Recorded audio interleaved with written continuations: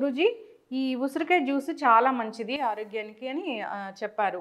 దానికి కావాల్సిన ఇంగ్రీడియంట్స్ ఏంటి, తయారీ విధానం ఏంటి, ఎవరు తీసుకోవాలి ఎవరు తీసుకోకూడదు? అంటే ఈ గ్రంథ రచన వాగ్భటాచార్యులు విధానం, జీవన విధానం, ఇలా మనం అంటే చాలా రకాలు ఒక్కొక్క దానికి మనం కొన్ని వేల శ్లోకాలు చెప్పడం జరిగింది, శ్లోకపూర్వకంగా ఉంటుంది. వాటిల్ని మనకి రాజీవ్ దీక్షిత్ గారు అని చెప్పేసి అని వాగ్భటుడి యొక్క అనుచరులుగా చెప్పుకోవచ్చు. అంటే ఇప్పుడు నేను ఎలా అయితే ఈ ఆయుర్వేదం మీద ఇంట్రెస్ట్ని పెంచుకుని పురాతన గ్రంథాలని సేకరించడానికి ప్రధాన కారణం ఏంటంటే అందులో కల్పితాలు ఉండవు. అంటే ఇప్పుడు కొన్ని రకాలు నేను యాడ్ చేసేస్తాను, అలా కాకుండా అంటే ఇప్పుడు నేను ఇది చదవడం కోసం సాంస్క్రిట్ నేర్చుకుంటున్నాను. సంస్కృతం నేర్చుకుంటే ఆ శ్లోకం యొక్క అర్థాన్ని ప్రతిపదార్థంగా నేను తెలుసుకుని విడదీసుకున్నప్పుడు దాని పూర్తి వివరణ అర్థం, ఎలాంటి ప్రక్షిప్తాలు లేకుండా కలుపులు యాడింగ్స్ లేకుండా న్యాచురల్గా వస్తుంది. ఒరిజినల్గా మనం దీన్ని అంటే ఇప్పుడు చేసే కషాయాన్ని ఉసిరాసవ అని మీకు సిరప్ దొరుకుతుంది. కషాయం ఇది ఉసిరాసవ ఒరిజినల్ మీకు బయట మార్కెట్లో సిరప్ దొరుకుతుంది, అది వాళ్ళు ప్రాసెస్ చేసి. ఇక్కడ మనం ఉసిరాసవ ఆయుర్వేదిక్ స్టోర్స్ అందరికీ అందుబాటులో లేవు, ఒరిజినాలిటీ దొరకట్లేదు కాబట్టి ప్రిజర్వేటివ్స్ ఉంటాయిగా, మనం సొంతంగా ఎలా తయారు చేసుకోవచ్చు అనే విధంగా అందులోంచి ఆ గ్రంథంలోంచి తీసుకున్నటువంటిది ఈ ఉసిరికాయతో చేసుకునేటువంటి జ్యూస్ అనుకుందాం. ఇప్పుడు మనం చాలా తేలికగా చేసుకోవడానికి అనుకూలంగా ఉండాలి. చెప్పేవి చాలా 100 రకాలు చెప్పేచ్చు మనం, కానీ అది మనం చేసుకోవడానికి అనుకూలంగా అందరికీ అన్ని తరగతుల వారికి అనుకూలంగా ఉండడం కోసం ఈ సీజన్లో మనకి విరివిగా ఉసిరికాయ రోజుకొక ఉసిరికాయ చొప్పున 365 రోజులు 365 ఉసిరికాయలు తింటే ఆ మనిషి వజ్రకాయుడు అవుతారు. రెగ్యులర్గా రోజుకొక ఉసిరికాయ అనేది ఆరోగ్యానికి చాలా మేలు చేస్తూ ఉంటుంది. ఓకే, మరి ఈ ఉసిరికాయ జ్యూస్ దీనికి కావాల్సిన పదార్థాలు ఏంటి? ఉసిరికాయని ప్రధానంగా తీసుకుంటామమ్మా, ఇందులో అల్లం కూడా తీసుకుంటాం, ఆమ్లత్వాన్ని తగ్గించేటువంటి మిరియాలు, మనం మిరియాలను కూడా తీసుకుంటాం, పుదీనా వల్ల మనకు యాస్ట్రిజెంట్గా పనిచేస్తుంది, లంగ్ యాక్టివేషన్కి అద్భుతంగా పనిచేస్తుంది, అలాగే కిడ్నీని మెరుగుపరచడం అంటే చలవ చేసే గుణం ఉసిరికాయ ఉంటుంది, నీరుడిని ప్రేరేపిస్తుంది, యూరినేటరీని ఇంప్రూవ్ చేస్తుంది, దాన్ని ఎలిమినేట్ చేయడానికి మనకి కొత్తిమీరని కూడా తీసుకుంటాం. అలాగే అంటే ఇక్కడ కావాల్సిన వాళ్ళు ఉప్పు వేసుకోవచ్చు, ఇది మనం బెల్లం తీసుకుంటాం, రుచి కోసం ఉప్పు కూడా వేస్తాం, ఉప్పు కూడా వేసుకోవచ్చు. అంటే ఉప్పు వేసుకుంటే బెల్లం వద్దు, బెల్లం వేసుకుంటే ఉప్పు. ఓకే, ఇందులో మనం బెల్లం తీసుకుందాం. ఇది పాత బెల్లం అయితే, స్వచ్ఛమైనటువంటి కెమికల్ లేని బెల్లం అయితే ఇంకా మనకు అద్భుతంగా ఉపయోగపడుతుంది. సాధారణంగా ఇవన్నీ కూడా కోల్డ్ ప్రెస్ దంచి తీసుకోవాలి. ఒరిజినల్గా మరి మనకి దంచుకునేవి పెద్దవి లేవు కాబట్టి మనం మిక్సీ చేస్తాం. పూర్వం అంతా కూడా దంచే ఎక్కువ తీసుకునేవారు, రసం పిండుకోవడం, తెల్లటి బట్టలో వేసి. అంటే కోల్డ్ ప్రెస్ వల్ల ఒత్తిడి ద్వారా తీసిన దాంట్లో గుణాలు చెదిరిపోకుండా ఉంటాయి. ఇప్పుడు ఇక్కడ మనం ఆక్సీకరణ జరుగుతుంది మిక్సీలో, ఎంతైతే పాజిటివ్ ఉందో అంత కూడా నెగిటివ్ కూడా యాడ్ అవుతుంది. అందుకని మాక్సిమం దాన్ని దంచుకునే విధంగా ఉంటే సంతోషం, ఇక తప్పదు అన్న పరిస్థితుల్లో మరీ ఎక్కువ స్పీడ్ కాకుండా స్లోగా మిక్సీలో లో స్పీడ్లో దాన్ని మిక్సీ చేసుకుని మెత్తగా చేసుకుని వడకొట్టుకోవడం ద్వారా దాన్ని తీసుకోవచ్చు. ఓకే, అయితే ముందుగా ఇవి పచ్చిగానే తీసుకోవాలి అంతే కదా? ఉసిరి వల్ల లాభాలు ఏంటమ్మా? ఉసిరి వల్ల ఏముంటాయి?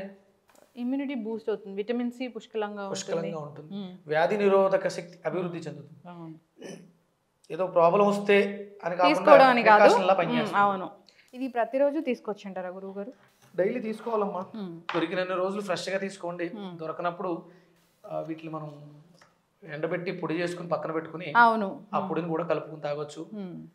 ఉసిరికాయలు నెక్స్ట్ అల్లం, ఈ కాంబినేషన్ మంచి టేస్ట్ ఉంటుంది. ఇంత సరిపోతుందా గురించి?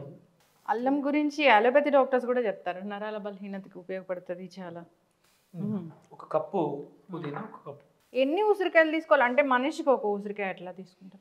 ఇంట్లో 4 ఉంటే 4 ఉసిరికాయలు, పెద్ద సైజు ఉసిరికాయ.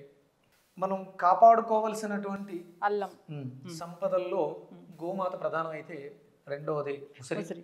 ఉసిరి చెట్లను బాగా పెంచాలి. అంటే ఇప్పుడు ఉసిరికి అందరికీ కావాలి, ఎక్కడ చెట్లు ఎక్కడ పెంచుతున్నారు? అవును, అందుకని కంపల్సరీ మనకి అవకాశం ఉంటే ఉసిరి చెట్లను ఎంత ఎక్కువ పెంచితే అంత భవిష్యత్తు తరాల వాళ్ళకి బాగా ఉపయోగపడతాయి. ఎస్ గురూజీ. సో కొత్తిమీర మన ఇష్టం, ఒక కప్, 1 కప్.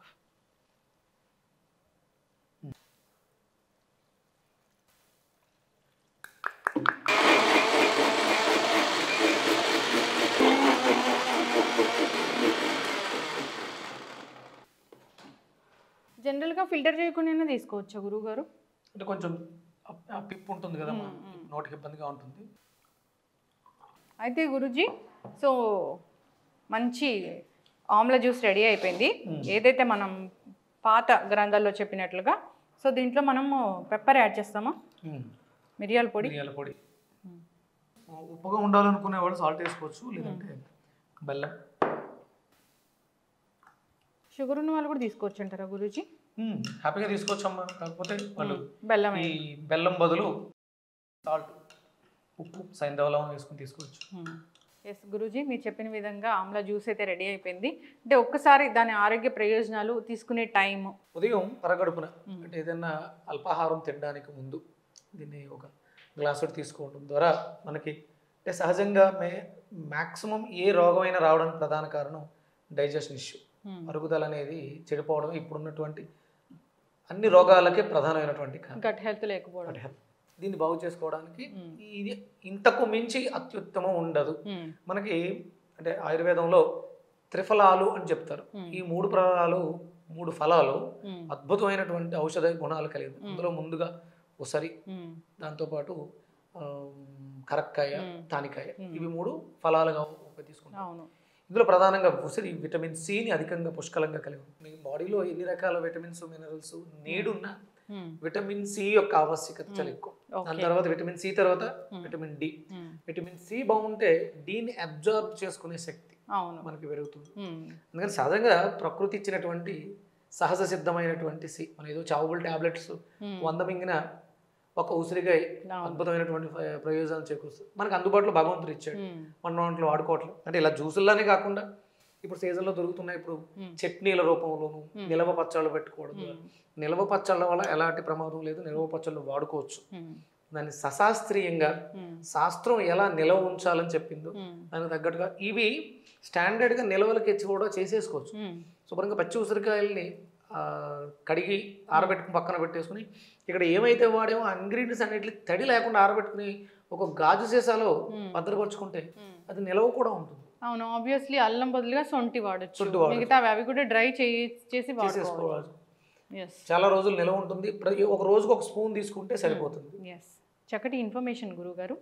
సో అందరూ ఉదయాన్నే కాఫీ, టీలు ఇలాంటి వాటి బదులుగా ఇలాంటి గ్రీన్ జ్యూస్ ఒకటి మంచిది తీసుకుంటే మన అలవాట్లను పూర్తిగా మార్చేసుకోలేము. కాఫీలు తాగకుండా ఉండలేము. సరే, కాఫీ తాగేసిన తర్వాత ఒక హాఫ్ అన్ అవర్ గ్యాప్ ఇచ్చి, లేకపోతే ఇది తాగిన తర్వాత ఒక హాఫ్ అన్ అవర్ ఆగి కాఫీ, టీలు లాంటివి అలవాటు ఉంటే తీసుకోవచ్చు. అందులో కూడా ఎక్కడైనా సరే పంచదార అనేది వాడటం మానేస్తే చాలా మంచిది. ఇప్పుడు ఇది గట్ హెల్త్ కి మంచిగా పనిచేస్తుంది, విటమిన్ సి ఉంటుంది, ఇమ్యూనిటీ బూస్టింగ్ కి బాగుంటుంది, కళ్ళు విజన్ ఇంప్రూవ్మెంట్ కి చాలా అద్భుతంగా ఉపయోగపడుతుంది, చర్మం నిగారింపుకు బాగా ఉపయోగపడుతుంది, కేశాలు షైనింగ్ ఉండడానికి. ఒకటేంటమ్మా 100 రకాలు ఆమ్లా షాంపూ అని వాడుతూ ఉంటాము. ఎక్స్టర్నల్ గా వాడతాం, ఇంటర్నల్ గా తీసుకోవడం వల్ల అద్భుతమైనటువంటి ప్రయోజనాలు చేకూరుస్తున్నాం. ఖచ్చితంగా గురువుగారు. సో అందరు కూడా ఈ మంచి అలవాటు చేసుకోవాలని కోరుకుందాం. ఇప్పుడు సీజనే కాదు, ఏ సీజన్లో అయినా దొరుకుతున్నాయి. సో కాకపోతే మంచివి ఆ సీజన్లో వచ్చే వాటిలో ఏ సీజన్ కా సీజన్ తీసుకోవాల్సినవి కంపల్సరీ తీసుకోవాలి. అన్ సీజన్లో తీసుకోవడం మంచిదే అంటే ప్రాసెస్ చేసి తీసుకోవడం మంచిది. చక్కటి ఇన్ఫర్మేషన్ గురువు గారు. సూర్యస్మి.